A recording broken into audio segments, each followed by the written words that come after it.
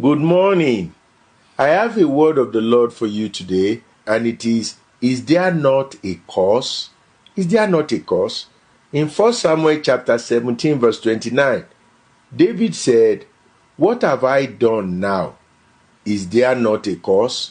You see, David went to the battlefield where his brothers were facing Goliath, and Saul was the king. Saul was running away from Goliath. Goliath was standing and was shouting at the people of God and was mocking them. And David came and looked at Goliath yelling and screaming and putting the people of God down. And David wanted to go and take on Goliath, but his brother told him to keep quiet, and they were rebuking him for even having the audacity to try to go and fight Goliath.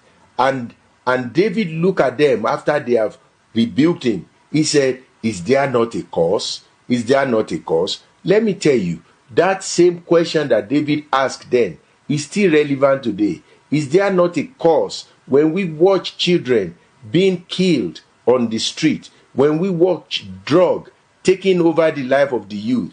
Is there not a cause when we see churches becoming empty, for people are gravitating towards the world and the church? Is there not a cause when governments are no longer fearing God and they are just doing whatever they want all over the world? Is there not a cause? Listen, there is a cause, and that's why we must get up. This is a Cairo moment, a divine window of urgency. The Spirit of God is sounding an alarm. He's raising voices of those who will pray for revival to start again in our nation, to start again in your nation. Is there not a cause? This is not the time to be silent. This is not the time to be looking the other way. This is the time to speak. This is the time to act. This is the time to raise a war against anything that want to destroy our destiny. This is the time for you to walk into your divine assignment.